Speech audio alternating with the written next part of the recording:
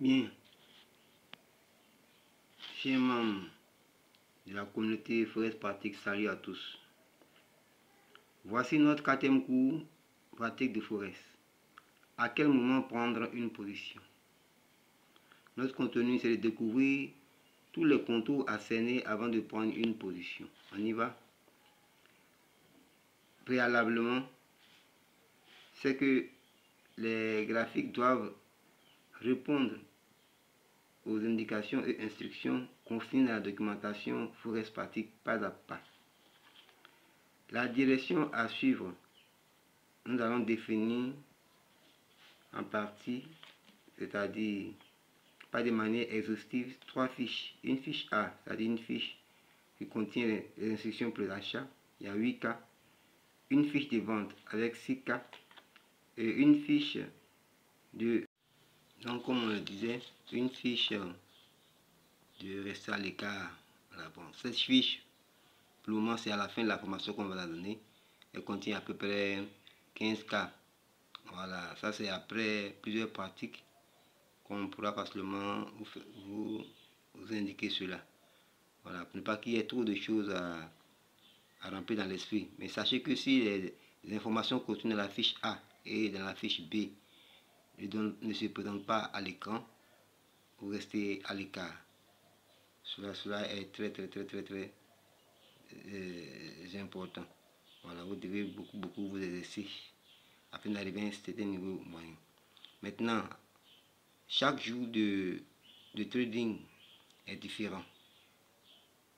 Ce n'est pas une obligation qu'au cours d'un seul jour de marché, toutes les fiches contenues dans la documentation puissent se manifester. Voilà. Avant d'approcher le marché, ayez déjà en vous un schéma en tête. Bien, vous pourriez découvrir beaucoup d'autres schémas, mais attention, il faut bien les tester. Ne tombez pas dans la probabilité des plus petits nombres. C'est un biais psychologique. Ça veut dire quoi? Ça veut dire que vous pouvez remarquer quelque chose, un fonctionnement des différents schémas qui peuvent se répéter. Mais si une fois vous testez que ça marche, une seconde fois ça échoue, ce n'est plus la peine de retenir ce schéma-là. Voilà, parce que le schéma qui est juste, vous vérifiez si les conditions sont remplies, c'est-à-dire les conditions de la bande de Bollinger, les conditions du MACD, les conditions de la position du move exponentiel 20, en ce moment-là, même l'histogramme de tout ça, en ce moment pour entrer en position. Donc en fait, même pour prendre une bonne position, il faut que la configuration des différents indicateurs réponde aux différentes fiches que nous avons préétablies. Voilà. Et si possible aussi d'autres conditions qui sont toujours justifiées. Cela est très capital. Voilà. Donc je vous remercie pour la compréhension.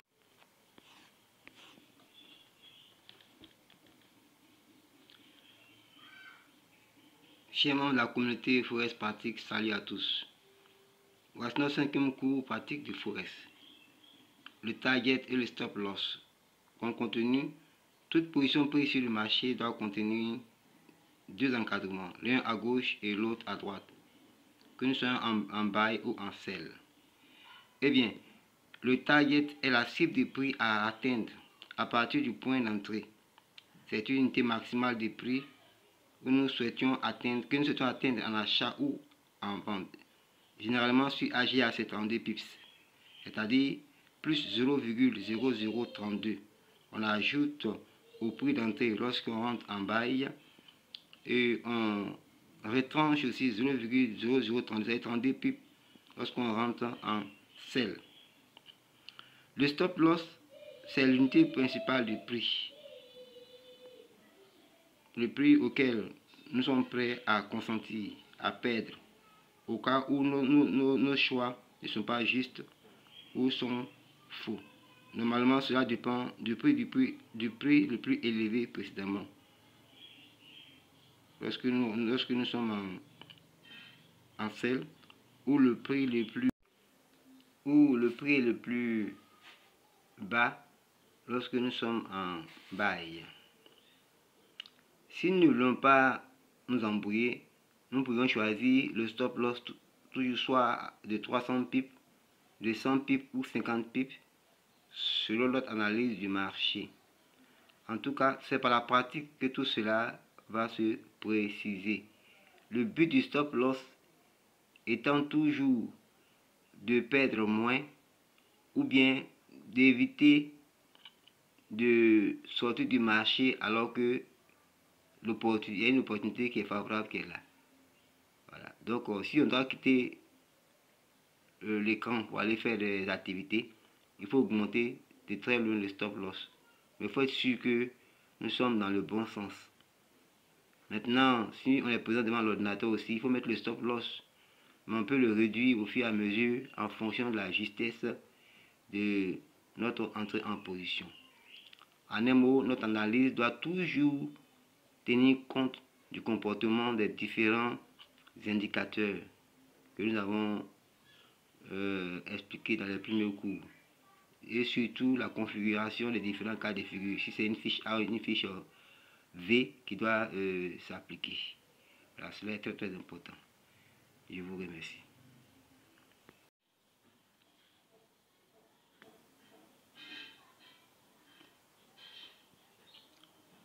Chers membres de la communauté Forex pratique, salut à tous. Voici notre 6e cours pratique de Forex. Calcul du profit à réaliser sur la plateforme AGA et un exemple. Là, nous sommes en maths. Le profit est calculé comment? Lorsque, à partir de votre portefeuille, vous prenez une certaine somme pour pouvoir entrer sur le marché, vous y ajoutez 2 euros. C'est ce qu'on appelle l'effet de levier, 1 sur 100. Le broker augmente votre capital investi sur le marché en le multipliant par 100. Donc, qu'est-ce qu'on fait? Ce montant multiplié par 100, la somme engagée, quand vous le divisez par 100, ça donne la quantité. Vous multipliez par 32 pips, puisque nous, le stop loss, et plutôt le target, on le met toujours à plus 32 pips, c'est-à-dire le prix auquel vous êtes rentré à la vente, vous ajoutez 32 pour pouvoir faire des profits en achat, en bail. Et à partir, nous allons prendre un cas pratique. Voilà. Comme AGA.com vous donne 5 $ pour commencer. Donc le money management ici avec les 5 $, vous pouvez prendre le 1/5 ou le 1/3 ou le 1/4 selon votre psychologie, vos capacités de résistance. Donc quand vous rentrez sur le marché avec 1, vous avez les 2 euros qui sont l'effet de levier. Si vous arrivez à atteindre 32 pips, comme gain en achat, vous faites alors le calcul va nous donner 0,03. Voilà, c'est-à-dire vous faites la quantité engagée divisé par 100 multiplié par 32, le tout divisé par 1000. Voilà. Donc quand vous travaillez, vous allez voir dans le tableau en bas le même quantité, ce que vous avez engagé. Voilà. Vous le multipliez par le nombre de points, qui est le nombre de pips obtenus. Et toute cette multiplication là, vous divisez par 100 et votre gain est établi. Ce qui est sur l'application, vous décrivez et calculez votre gain automatiquement. Voilà. Mais pour vous, ça vous permet de faire une sorte de prévisualisation afin de pouvoir mieux travailler. De là maintenant, ce n'est que des proportionnalités mathématiques. Voilà. Vous pouvez multiplier par 10, par 100, par 1000. Voilà. Ça va influencer votre portefeuille et vous respectez le même niveau de trade. Vous êtes habitué à rentrer avec 1. Donc, si vous avez monté en gros, c'est 10, 100. Là, les calculs sont faciles dans votre tête, tout en retenant toujours des schémas préétablis. Parce que s'il n'y a pas de schéma préétabli, chers membres de la communauté Forex pratique, salut à tous. Voici notre 7e cours pratique de Forex. Quelques principaux schémas de trading. Vous devez voir dans la documentation Forex pratique. Néanmoins, sachez que vous devez tout faire pour identifier une tendance haussière, une tendance baissière et une tendance neutre. Ça va utiliser et identifier les indicateurs de tendance, les 3 blocs de moyenne mobile exponentielle, des périodes 50, 100, 200. Et là, on a dit que quand les bougies sont au-dessus de ces blocs-là, nous avons une tendance haussière. Quand les bougies sont en dessous, on a une tendance baissière. Et maîtriser aussi l'évolution des prix. À quel moment le prix est stable, à quel moment aussi le prix varie entre deux valeurs, deux unités de prix. Quand on parle d'atmosphère du marché forex, il y a 3 états. C'est-à-dire les moments où le marché est un peu difficile ou facile. Quand on parle de facile ou difficile, cela dépend de la facilité à trouver des points d'entrée. Difficile aussi, bien.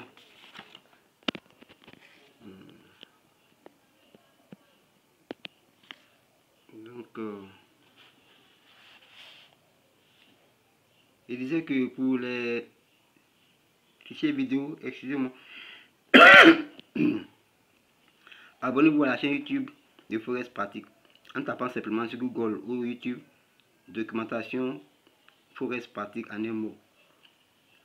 En envoyant aussi vos contacts WhatsApp pour intégrer le groupe Forex Pratique de WhatsApp pour les suivis individuels et préoccupations personnelles. Merci, bonne révision. Au cours de la bourse, relevez toutes vos questions posées dans le groupe ou sur WhatsApp afin d'intégrer toute cette formation. Dans 3 mois, tous ceux qui arriveront à réussir à tripler, à doubler leur portefeuille accéderont gratuitement à la deuxième formation au niveau pro. Les autres seront obligés de payer 35 000 francs CFA s'ils veulent encore améliorer ou se perfectionner. Après 3 mois, je disais que après 3 mois, par la même procédure, il y aura la formation au niveau expert. Donc il y a 3 niveaux de formation. Niveau 1 débutant, niveau 2 pro, niveau 3 expert. Dans un poste d'expéclairer l'idée générale de chaque niveau. Encore merci. Vous devez avoir un journal de trading pour noter vos erreurs et essayer de ne plus les commettre. Vos remarques, tout ceci. Le journal de trading doit vous accompagner. C'est votre tableau de bord et à partir de ce journal-là, vous allez améliorer votre manière de trader. Merci. Chers membres de la communauté Forex Pratique, salut à vous. Voici notre 8e cours pratique de Forex. Il y aura 16 vidéos pour montrer quelques stratégies et techniques de trading gagnant. Ici, je vais vous épeler, je vais vous dire le titre de ces 16 vidéos qui sont disponibles. Application de la fiche VN1 et la fiche de vente, la stratégie 1. Application de la fiche VN1, la suite. MAC décroché, fiche VN6. Temps de recherche et de points d'entrée. Recherche de points d'entrée 2, c'est-à-dire cassure baissière. Comment et à quel moment entrer en sell. Précautions à prendre avant d'entrer dans le marché. Vidéo 8, fin de tendance, comment se comporter. Vidéo 9, à quel moment augmenter le stop loss. Vidéo 10, apprendre à rester à l'écart du marché. Il y a 3 types de vidéos sur cet exemple-là. 13, apprendre à... Donc au niveau de la vidéo numéro 13, apprendre à augmenter son stop loss. Vidéo numéro 14, précautions à prendre avant d'entrer dans le marché. Vidéo 15, position d'achat gagnant. Et vidéo 16, patience et prise de position en achat. Donc, toutes ces vidéos sont disponibles, voilà, sur la chaîne YouTube, sur la plateforme aussi. Voilà, donc, bosser, réviser, essayer de comprendre, surtout inscrivez-vous sur la plateforme pour bien pratiquer. Et soyez surtout disponible pour les orientations et puis bon, pour que la formation soit une formation de qualité